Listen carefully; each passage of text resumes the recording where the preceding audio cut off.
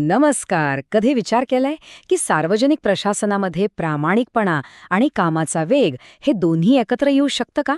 याच प्रश्नाचं उत्तर ना नैतिक व्यवस्थापन आणि नैतिकेचे व्यवस्थापन या दोन संकल्पनांमध्ये आहे.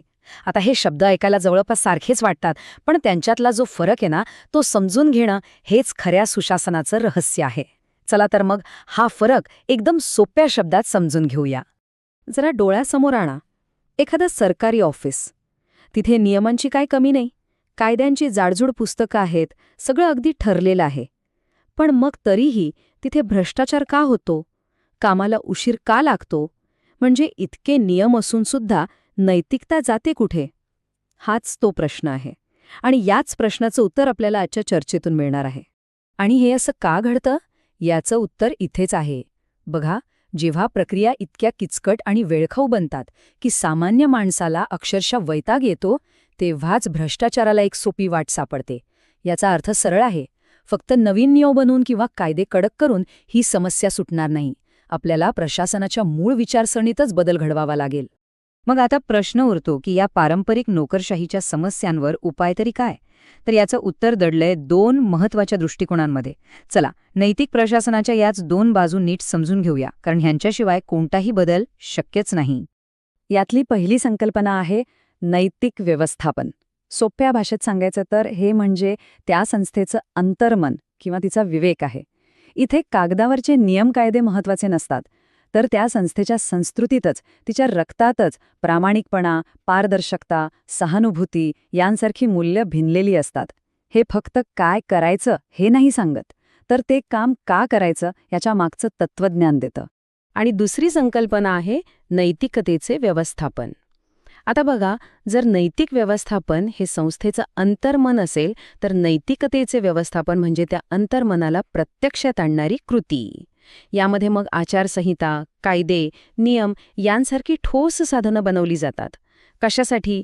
तर ती मूल्य फक्त विचारांपुरती मर्यादित न राहता रोजच्या कामाचा एक अविभाज्य भाग बनावीत यासाठी. म्हणजे एक झालं विचार आणि दुसरं झालं कृती. पण मग ह्यातला नेमका फरक काय आहे? आणि सगळ्यात महत्त्वाचं म्हणजे हे दोन्ही एकत्र का गरजेचे आहे? चला, या दोन्हीमधला मूळ फरक बघूया, म्हणजे आपल्याला सगळं चित्र अगदी स्पष्ट होईल. हा फरक समजून घ्यायला सगळ्यात सोपा मार्ग आहे का विरुद्ध कसे. नैतिक व्यवस्थापन आपल्याला का नैतिक असायचं याचं उत्तर देतं. ते संस्थेची संस्कृती, तिची मूल्य ठरवतं. या उलट नैतिकतेचे व्यवस्थापन आपल्याला कसं नैतिक राहायचं हे सांगतं, म्हणजे त्यासाठी लागणारे नियम, कायदे, सिस्टम तयार करतं. सोपं आहे. एक जर ध्येय असेल तर दुसरं त्या ध्येयापर्यंत पोहोचवणारा रस्ता आहे. बरं, थिअरी तर खूप झाली, पण प्रत्यक्ष आयुष्यात, म्हणजे एखाद्या अधिकाऱ्याच्या कामात किंवा सरकारच्या धोरणांमध्ये या संकल्पना कशा दिसतात? चला, आता काही खरीखुरी उदाहरणं बघूया, म्हणजे हा विषय अजून सोपा वाटेल. 45 फक्त एक आकडा वाटतोय ना? पण नाही. हा आकडा फक्त एक नंबर नाहीये. हे प्रतीक आहे नैतिक व्यवस्थापनाच्या ताकदीचं आणि त्यासाठी मोजाव्या लागलेल्या किमतीचं सुद्धा. हा आकडा आहे IAS अधिकारी अशोक खेमका यांच्या बदल्यांचा. तब्बल 45 वेळा त्यांची बदली झाली. का? कारण त्यांनी आपल्या प्रामाणिकपणाच्या मूल्यांची कधीच तडजोड केली नाही. हेच आहे खरं नैतिक व्यवस्थापन, जिथे बाहेरचे नियम किंवा कायद्यांपेक्षा आतला आवाज म्हणजे स्वतःची मूल्य मोठी ठरतात. ही एक अशी वैयक्तिक निष्ठा आहे जी कोणत्याही दबावापुढे कधीच झुकत नाही. पण खरं सांगायचं तर प्रत्येक अधिकारी काही अशोक खेमकांसारखा एकटा व्यवस्थेशी लढू शकत नाही, आणि म्हणूनच गरज पडते नैतिकतेच्या व्यवस्थापनाची. मग ह्यात काय येतं? तर नागरी सेवांसाठी आचारसंहिता, विसलब्लोअर संरक्षण कायदे, दक्षता समित्या, ही सगळी अशी साधनं आहेत जी संपूर्ण व्यवस्थेलाच नैतिक बनवतात. थोडक्यात ही सिस्टीम अशोक खेमकांसारख्या अधिकाऱ्यांना एकटं पडू देत नाही, उलट त्यांना संस्थात्मक पाठबळ देते. मग आता प्रश्न असा आहे की जास्त महत्त्वाचं काय, एका व्यक्तीची निष्ठा की संपूर्ण संस्थेची एक सिस्टीम?